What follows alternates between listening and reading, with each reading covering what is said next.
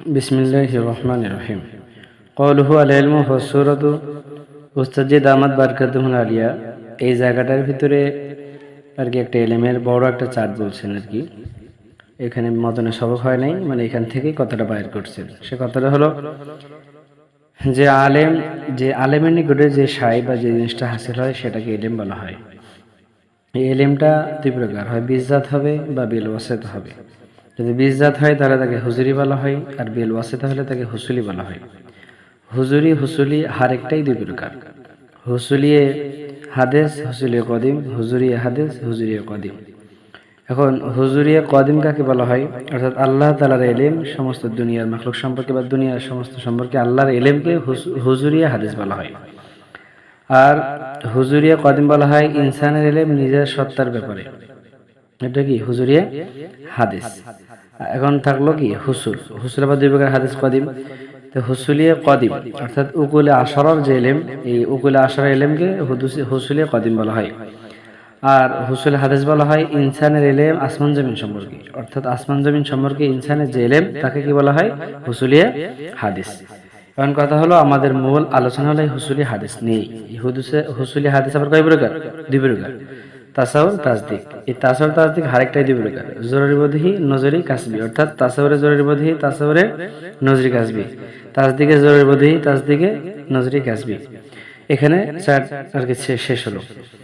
পরবর্তীতে উস্তাদ দামাত বারকাতুহুল আলিয়া দ্বিতীয় কথাটা বলছিলেন, যে দ্বিতীয় কথা বলছিলেন এটাই যে আপনার এলেমটা জরুরি নাকি বদহি, এই সম্পর্কে ওলামা কেরামের ইখতিলাফ হলো যে কিছু লোক বলেন যে এলেমটা বদহি, আর কিছু লোক বলে এলেমটা জরুরি। তো কিছু লোকের মধ্যে এই কওলটা হলো ইমাম রাজি।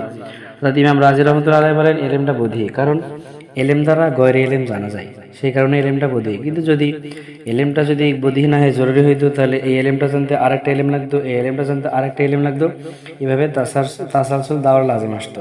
এটা তো জায়েজ নেই। এই জন্য ইমাম রাজি রহমতুল্লাহ বলছেন কি এলেমটা বদহি। তো এই কথাটা জয়ীফ কিভাবে? যে এলেম দ্বারা যে গয়রে এলেম জানা যায়, এটা হলো কি এলমে খাস, কিন্তু আমাদের আলোচনা মূলত এখানে কি নিয়ে? এলমে মুতলাক নিয়ে।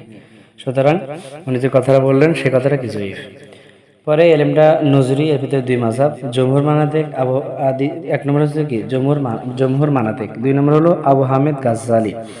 জমহুর মানাতিকরা বলেন এলেমটা নজরি কিন্তু মুমকিনুল কাসব, আর আবু হামিদ গাজ্জালি বলেন এলেমটা কি নজরি কিন্তু মুতাআসসিরুল কাসব।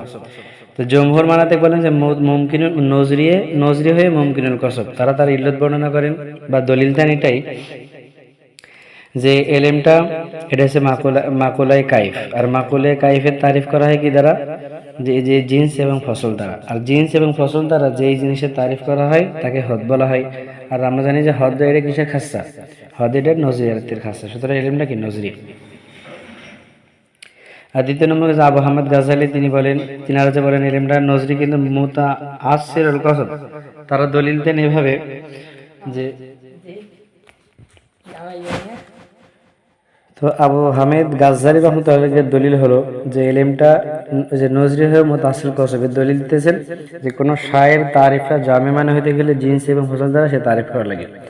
আমরা জানি যে জিন্স এবং ফসলটা এটা আশিয়ায় মাহসুসার মধ্যেই কি দোষর, অর্থাৎ জিন্স এবং ফসলের তমিজটা বা ইমতিয়াজটা আশিয়ায় মাহসুসার মধ্যেই দোষর, কেননা জিন্সটা আর জাম এবং কি ফসল আর খাসের সাথে কি মিলে যায়, এই কারণে তাকে তমিজ করা কি দোষর। সুতরাং এলেমটা যেহেতু গয়রে মাহসুস, তাহলে এটা বাদরি গাও লাগে, এটা দোষর। এই কারণে আবু হামিদ গাজ্জালিরা ইনারা বলছেন যে এলেমটা কি নজরি হয়ে মুতাআসসিরুল কসব, যেটাকে কামাই করা কি অনেক কঠিন।